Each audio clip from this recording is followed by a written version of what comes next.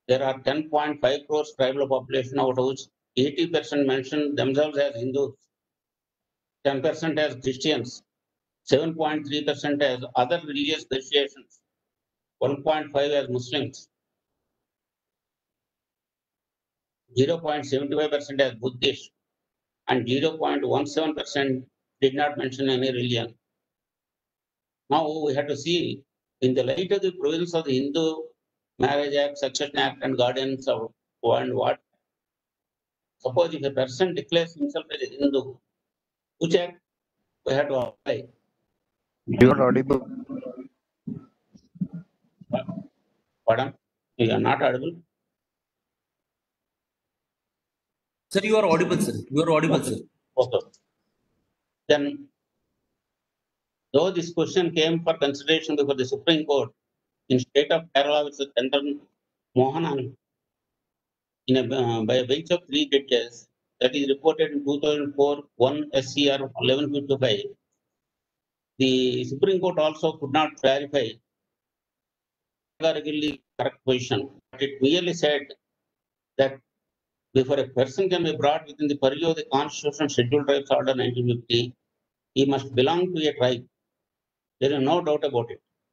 A person, for the purpose of obtaining the benefits of the presidential order, must fulfill the condition of being a member of a tribe and continue to be a member of the tribe. Here the problem comes, actually there are now scheduled tribe people are living outside the scheduled areas also, and in cities, municipalities and other areas they are living. Or to identify them as a member of the tribe in such circumstances. If by reason of conversion to a different religion a long time back, he or his ancestors have not been following the customs, rituals and other rites, which are required to be followed by the members of the tribe, and even had not been following the customary laws of succession, inheritance, marriage, etc., he may not be accepted to be a member of a tribe. So the matter was relegated to the trial court. Actually, that case arose when a man tried to molest a member of a scheduled tribe, and a defense was taken saying that the girl got converted as a Roman Catholic, so she doesn't belong to a scheduled tribe community. On that basis, the High Court of Kerala set aside the quashed the proceedings. When the matter came up before the Supreme Court said that these are all matters to be inquired by the trial court. So only when the trial court gives a finding that the girl belongs to a scheduled tribe, even after conversion to a Catholic community, then the matter can be decided. So accordingly, it delegated the matter to the trial court. Here also we don't get a clear guidance. So if a particular scheduled tribe man or woman declares that he or she belongs to a particular religion, what are the personal enactments that have to apply to that situation? Actually, it involves litigation, and it is a moot point unless Government of India takes suitable measures, because the Hindu Marriage Act, Hindu Guardian and Wards Act, Hindu Succession Act gives power to the government to notify or extend the provisions of the act to the future. So this is a controversial issue, and now this census enumeration is coming in next year, and this problem has to be resolved before the next year in order to guide the scheduled tribe community people.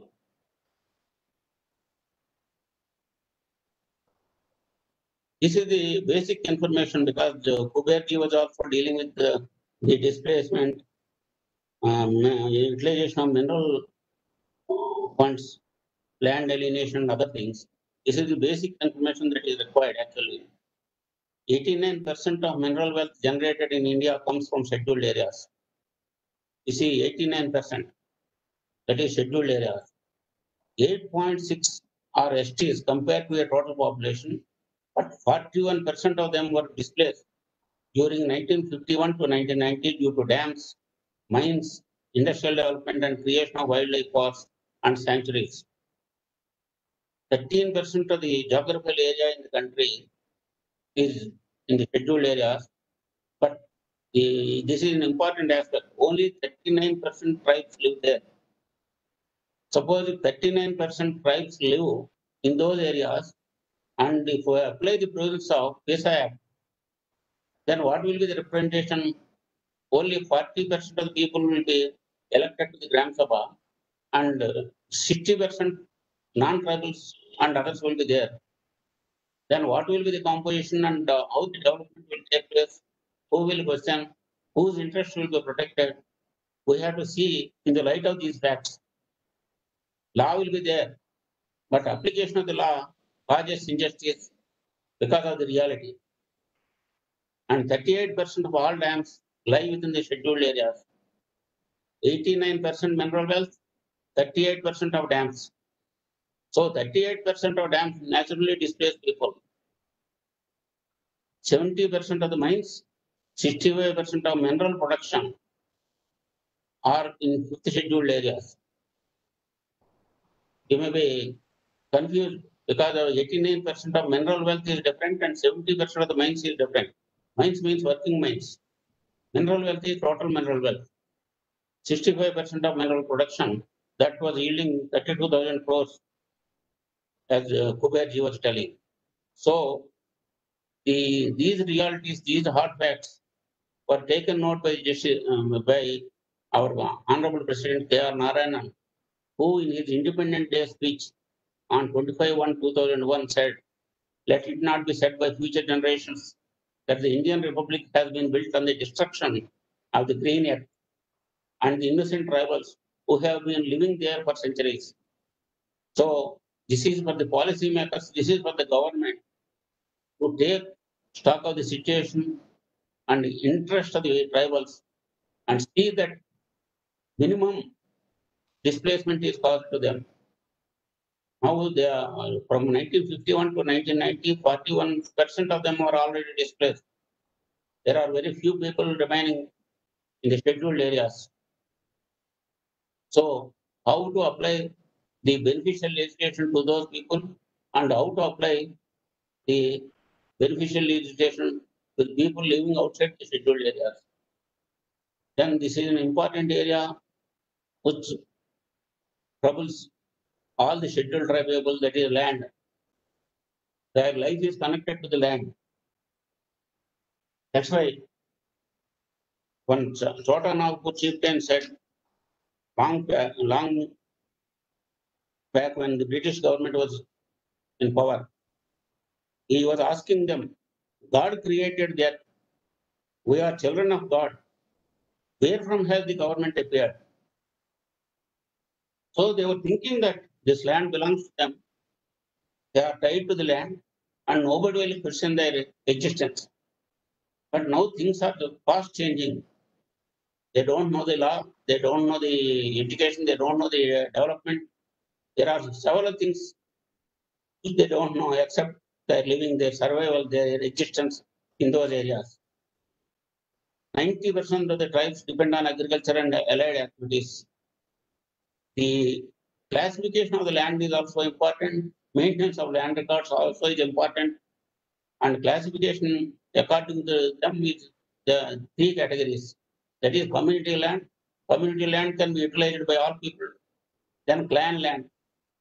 Clan chief or a particular tribe owns land and individual holding. These are the three classifications known to them.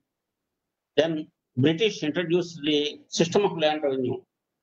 Jamindari, Mahalwari, Raitwari. This is the land revenue they were trying to collect in Andhra Pradesh, Telangana, and Maharashtra and Karnataka and other areas also. They were having this system of land revenue collection, and it created several struggles. The people revolted. Then these Jamindari, Mahalwari systems were abolished, and Raitwari regulation was imposed. Some people got pattas, and some non-tribals also at that time got pattas. Even today, till today, there was no proper land record system in the scheduled areas. Several chief ministers tried to implement the system, but they could not succeed totally. This is creating a lot of litigation. This land alienation has become rampant because for small sums of money, the tribals were alienating their land to get immediate money and satisfy their immediate needs. They are either mortgaging, leasing, economic transfers, pollute, decrease, land grabbing. And the important aspect which is shocking to all people is keeping tribal women as mistresses. Suppose if our mistress owns some land, it is our land only. She will be happy to live with us. That's all. To that extent only, she will have control over the land.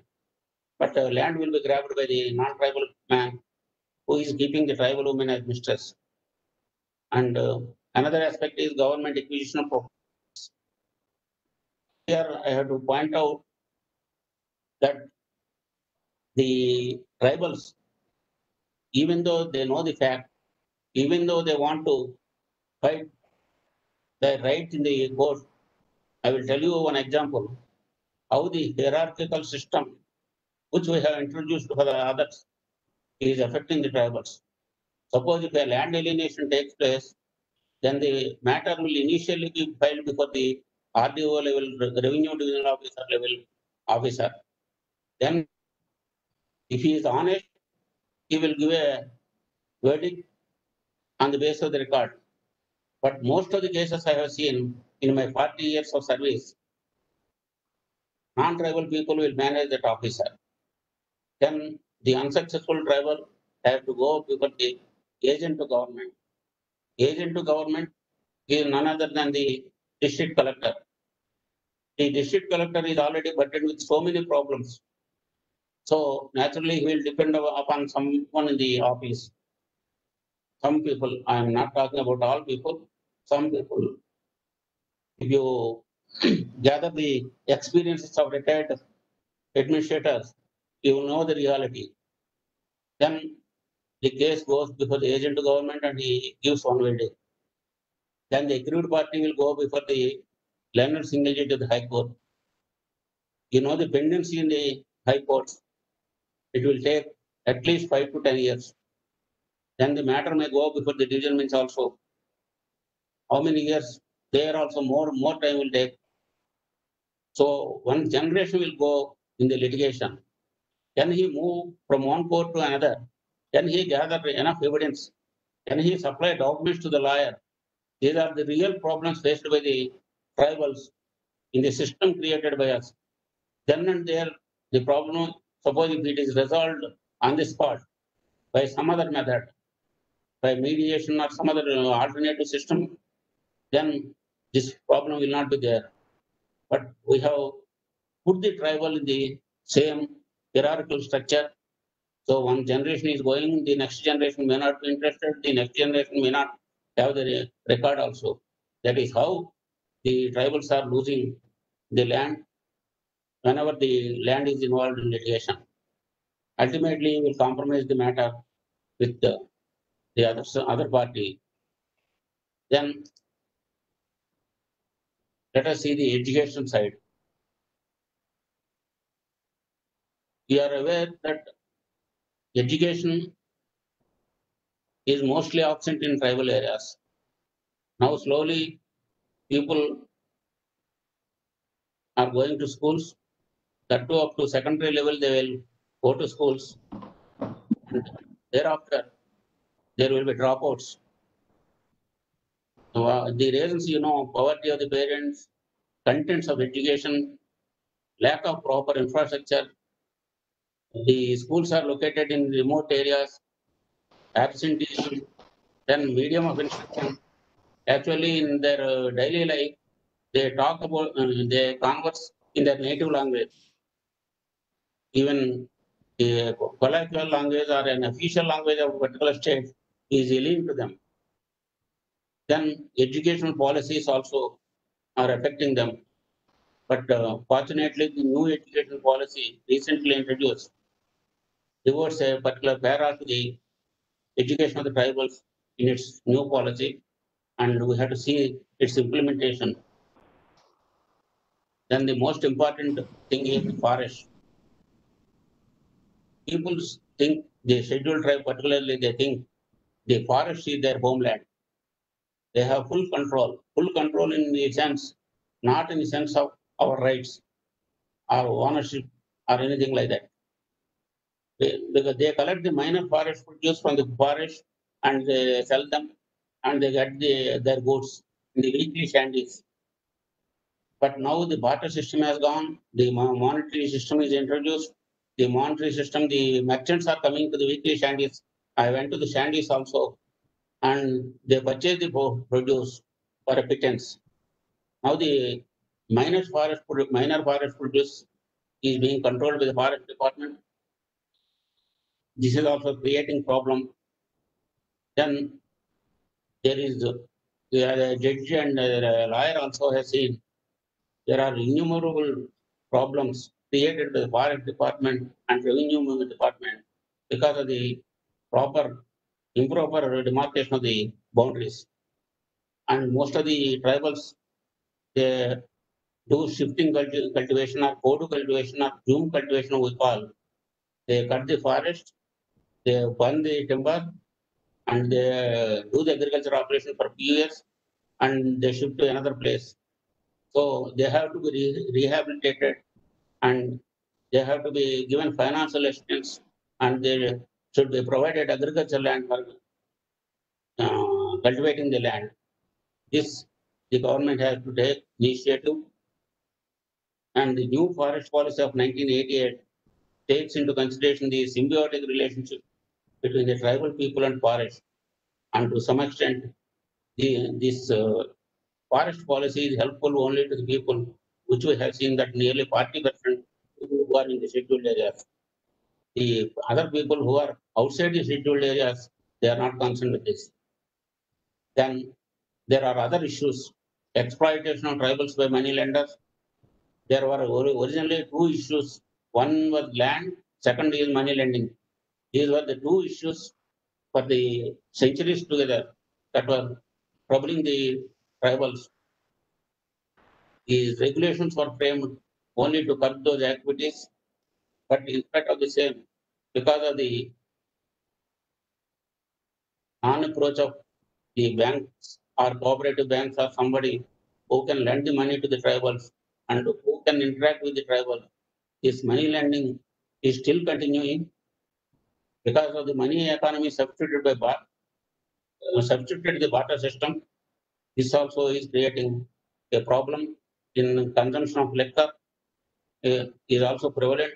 Normally, they brew the liquor in their own resources, but because of the government policies, now the other manufactured liquor is also going to the scheduled tribe areas, and these people are used to the consumption of liquor. There is another problem of human trafficking, and Kuberji was referring to the bogus caste certificate. Of course, you have not written here, but this bogus caste certificate is a menace, and the genuine people are not getting the employment and other benefits because of the bogus caste certificate produced. In fact, on behalf of a social organization, I went to the Supreme Court against a Director General of Police, and the Supreme Court said because he retired by that time, we cannot take action, but the his successor should not get any certificate. How to implement that? This is all. Am I exceeding time? Sachi, hello. Am I exceeding my time? Hello. No, sir, you can continue, sir. Yes, Sir, continue, sir. can continue. And just like this land litigation, this bogus caste certificate litigation also takes years. You know, at the district level, there will be a committee, a screening committee. That screening committee takes up the issues of bogus caste certificates. And suppose if it gives a finding Against that, the person can go to the state government in the revision. Suppose if the state government gives a decision against that, again going to the High Court, single judge, division bench, Supreme Court. So by that time, even a person who gets employment on the basis of bogus caste certificate, he will pretty continue his employment and retires also. This is the another system that we created, and it is not going to help the tribals to curb this menace. This is bogus caste certificate is also a menace that has to be curbed. Then only one or two decisions I am pointing out to you. That is with regard to the regulations regarding alienation of land. That is P. Ramareddy and others versus State of AP. That was reported in 88, Supplementary 1 SCR 443. Then from another case from Karnataka, Manchegowda and other state of Karnataka. In these two jurisdictions, the provisions relating to the provision of alienation of land to non-tribals was upheld by the Supreme Court. Supreme Court was categorical, saying that such provisions are in the interest of the tribals, and there was an amendment in Andhra Pradesh 1 of 70 stating that there is a presumption that the land belongs to the tribal, and if a non-tribal purchases here, he has to prove that the land belongs to him, but not to the tribal. So the burden of proof is on the non-tribal. That is also there. And on the mines and forests, suppose if the land diverted for non-forest purpose like mines and given to the non-tribal, then I initiated this litigation actually. I thought of how to curb this. Then suppose if a land cannot be transferred to a non-tribal, how can the land in the forest area can be transferred in the name of mines to a non-tribal? Then I thought of a solution. That solution, what I pointed out was the definition of person includes government also. So when a person who is a tribal cannot alienate the land in favor of another person, how can the government alienate the land in favor of another person? The man went up to the Supreme Court, and Supreme Court upheld that contention and said that the definition of person includes government also, and the government cannot alienate the land of forest in favor of non-tribals. And that is Samata case, Rama Samata case, that is still ruling the field. Then the another decision is Balco Employees Union versus Union of India and others. Recently, in April 2020, Supreme Court passed the GO providing 100% reservation to scheduled tribe candidates who are employed as teachers in the scheduled areas.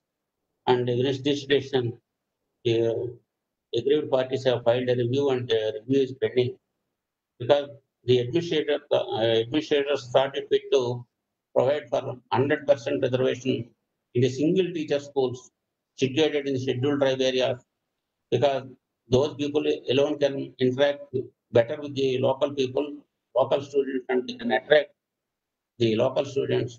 That's why the administrator is issued with GOMS number 3 in 2000. After 20 years, the Supreme Court set aside that GO. So these are the issues. Then ultimately, we have to see how to protect the rights. That is the topic of today's discussion. And there are several law firms, companies operating in the field. Have you ever seen a law firm or a dedicated lawyer? Very few lawyers are there for fighting these issues and protecting the rights of these people. So there is an urgent need, according to me, to have a firm or a company. Girish Kuberji was also saying that on behalf of the Vanavasi Kalyana Ashram, he will extend his support to the people who are fighting for these causes. So first thing is, there should be awareness campaign among tribals. Girish Kuberji was also pointing out in the local language the acts and other rules have to be translated and circulated among the tribal people. And the second important is there should be dedicated legal services workers. Unless the dedication is there, nothing will happen. It is not just a regular case brief. It is a case brief with dedication. And you will not get good money, but you will get good satisfaction and your heart will be fulfilled. Your role as a professional will be fulfilled. This is providing legal services is an important thing. Then several schemes, several projects are being implemented in scheduled areas and to scheduled tribes. Then effective use of Right to Information Act is an important tool in the direction to get the information. And for this also only law-knowing person or an activist can work for the tribals. Then the strengthening of Gram Sabhas, I already pointed out that with 40% of the people residing in scheduled areas, who will take care of the interest of the scheduled tribes in that area. Second thing is governments are also to give more powers to the Gram Sabhas and strengthen them. This area also requires attention by the people. Then reducing consumption of intoxicating liquors. There should be a campaign, there should be a social campaign among the tribals that the intoxicating liquors consumption should be curbed and should be reduced and gradually should totally be eliminated from the scheduled areas. Then the crime rate also will come down and the women folk also will be happy. So I thank you very much for patiently listening to me. This is an important area which we normally don't take into consideration. And because you are students of law colleges, universities, you can, I think, give your helping hand to solve these problems and create some sort of a monitoring agency to ameliorate their conditions. Thank you very much. Well, thank you, Think India, for giving me this opportunity. And I thank my daughter in Germany for in fine-tuning the slides because only 2 days time was given. So I was hard pressed for my time. Within this short time, we cannot tell about the problems of the tribals or the rights of the tribals. This is a vast subject. Each area requires one day. Thank you very much. Thank you. Thank you so much, sir. Thank you so much. Thank you, Honorable Justice Ramalingeshwara Rao. Sir, the way you elucidated the issues of the tribals and related it to pertinent legal provisions, so that was truly informative, provoking. It was a pleasure listening to you, sir. Thank you very much. Thank you. I now request the audience to pose their questions to our panelists. The chat box is open for your questions.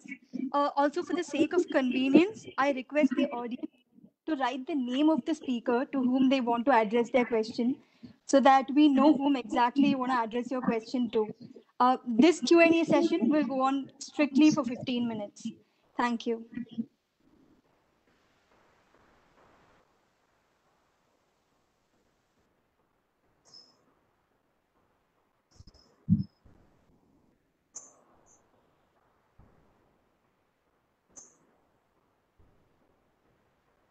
I think nobody is having any questions. Sir, I have. Hello, sir. Okay, we have a question. Sir, Yeah, welcome. my name is Naresh from Ahmedabad, Gujarat. Yeah, okay. If tribals convert conversation Hindu to Christian, then he is entitled for reservation. No, so long as he continues the nature of scheduled tribe, he is entitled to reservation. Because I told you that scheduled tribe as such is having no religion, but he is having his own religion, customary religion. Customary practices he has to follow. So long as he follows the customary practices and he is accepted as a tribe, he is entitled for reservation. Sir, sorry, but when he convert already his customary rituals and rites have already changed. He or she didn't follow the That's what I'm customary saying. rites. The important aspect for scheduled caste or a scheduled tribe also, that they should follow their customary practices and they should be accepted by their community. They should be accepted by their tribe. Suppose if he follows the Christianity, will he be accepted by the tribe? The customary practice is very important. Because in Gujarat, so many cases are there. Only when Crypto trouble comes. Christians, crypto Christians. Hmm. But still they are getting the benefit of the reservation. So many people, even among the scheduled caste also, this is happening. Because they will go to church. Suppose if a scheduled caste person goes to church and practices Christianity, he will come under the backward classes category. But he will not disclose that. He will claim scheduled caste benefits, but practices Christianity. So when the evidence Has comes the to my question. court and when the issue So comes, my then only so my, my last question, in such circumstances, what is the Naresh legal sir, remedy, sir? Last question, my Naresh sir, now, I'm extremely sorry to cut you off. madam, We need to madam, carry on with madam, the. last question, madam, last question. In such circumstances, what is the legal remedy, sir? no problem. Legal remedy is problem should come. Suppose if a problem comes, then you go to the court. Court will decide. I have cited the Kerala decision also. There the problem came. Scheduled tribe woman was tried to be molested, and the other man's that she is no longer a scheduled tribe woman. She is provisioning Christianity. The Supreme Court relegated the matter to the trial court. So the problem Thank you. comes. Yes, sir. Please. Hello. Yeah. Yes, sir. Can we please carry on with the other questions? We have a few in the chat box. Nagu sir, Sir, what about the reservation? which reservation? I'm not able to follow. The examination that the reservation was not up to 50%, 50%, and No, that is not a matter concerning the tribals. That is a matter concerning the other OBC community and other things. 50% ceiling, you mean to say? yes, sir. Yeah. 50% ceiling. In the recent Supreme Court Constitutional Bench judgment of the Supreme Court also in April 2020 in the teacher matter, you are aware, I think, about the teacher matter, 100% reservation to the teachers. There the Supreme Court said 50% ceiling is applicable based on the Indira Sani case. But we have our own reservations about the judgment. So a review petition is filed. Let us see. Sir.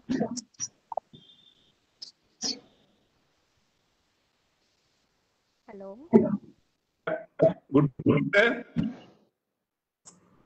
Want to ask, as you said, tribes are losing their land. So, which is the factor that is threatening the security of their sovereignty and the economic well-being of these people? Has the concept of colonialism Kanupriya ji, can you speak louder because your voice is breaking? Okay. Can you hear me now? Yeah.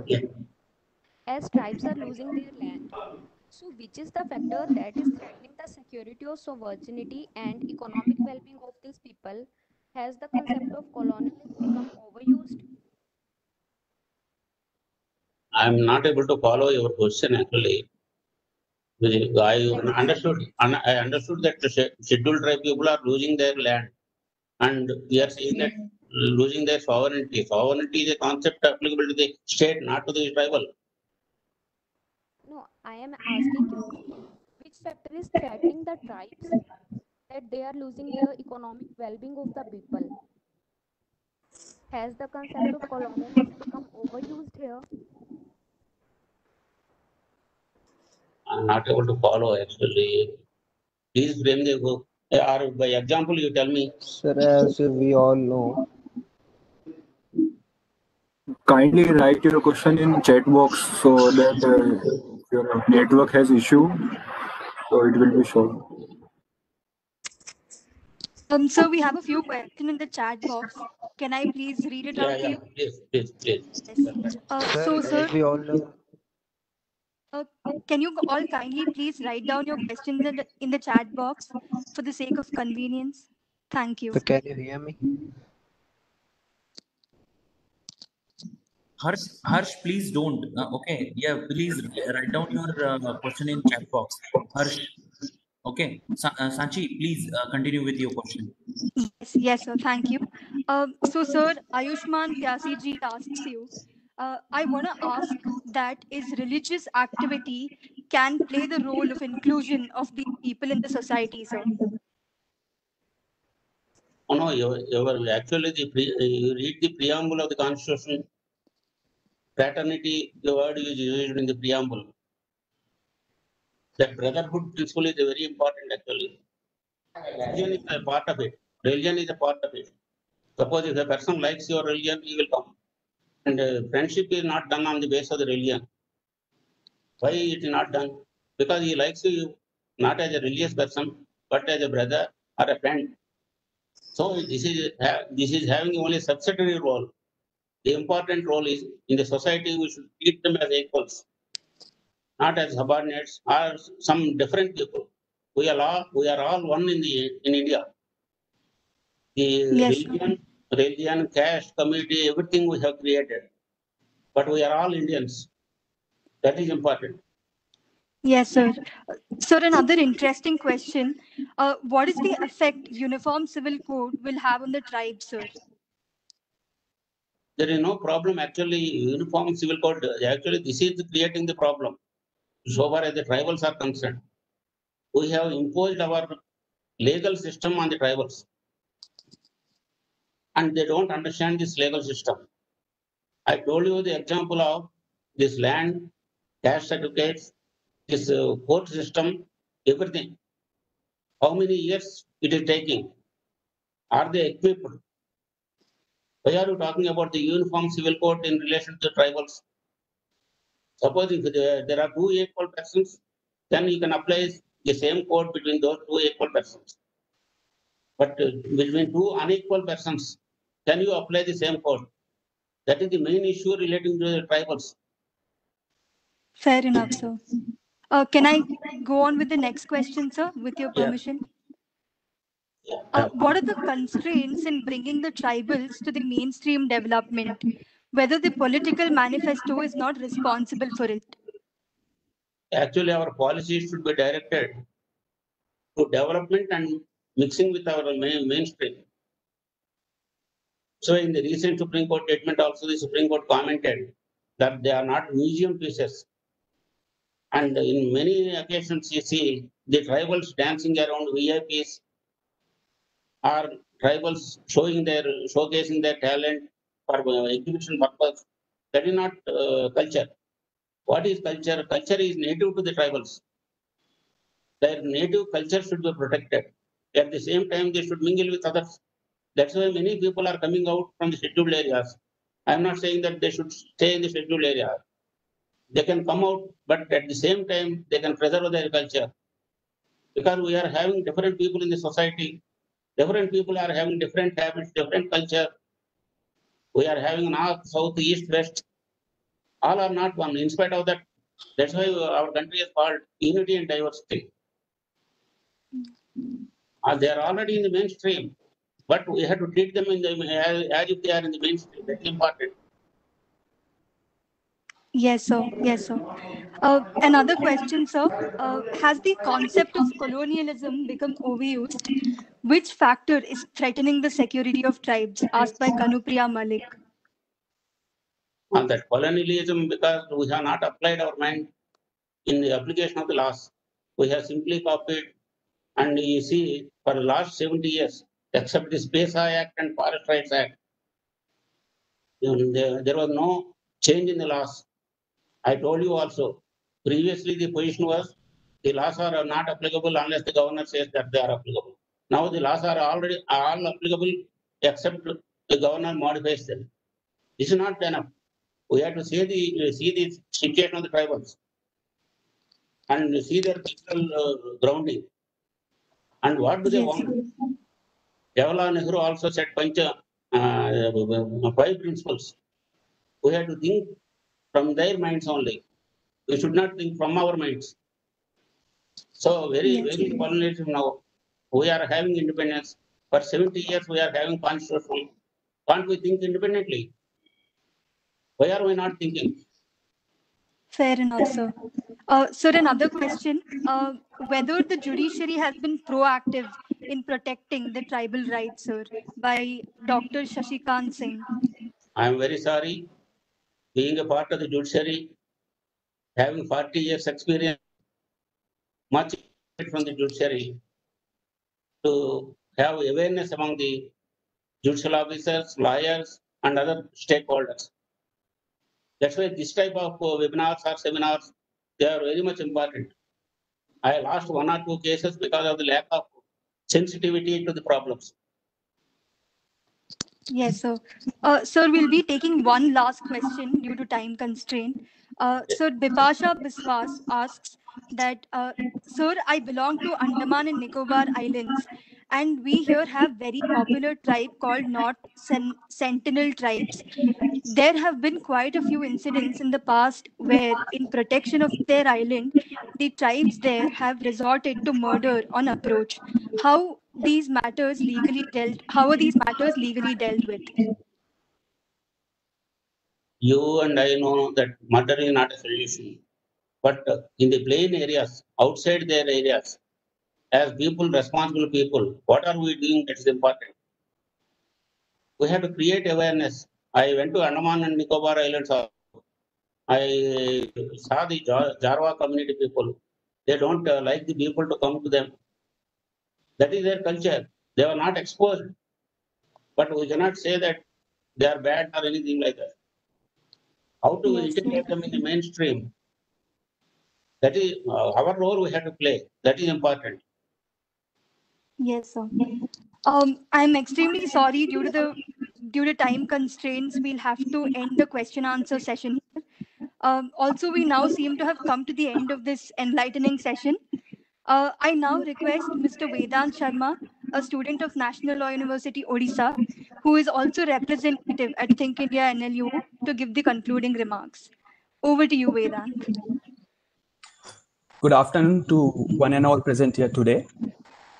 We have reached the end of this national webinar topic, Protecting Tribal Rights, organized by Think India NLUO chapter in collaboration with Tribal Rights and Advocacy Center at NLUO.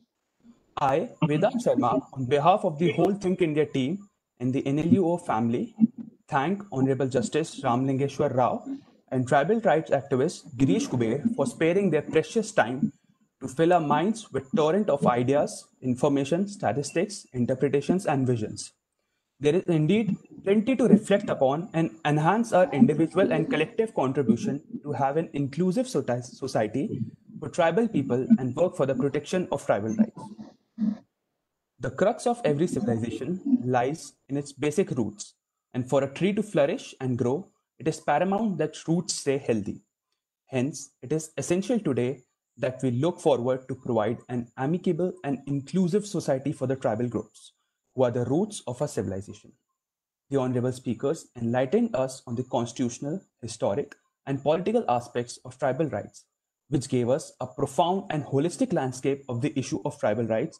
And we believe that each and every one present will be able to take back and ponder upon the importance of protection of tribal rights and work for their betterment.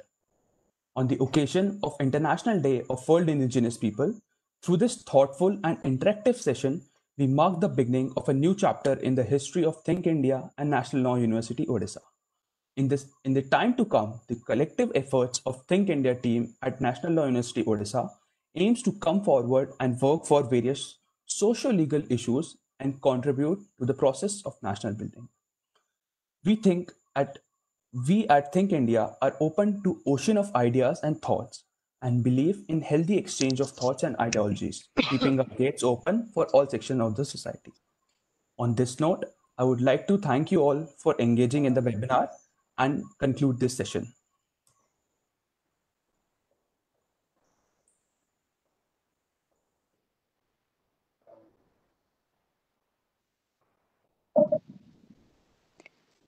Thank you, Vedant. I think we've come to the end of the session. Thank you everyone. Thank you, sir. Good afternoon, sir. Bye. Thank you, sir. Thank you very much. Thank you. Thank you, sir. Thank you. Thank you, sir.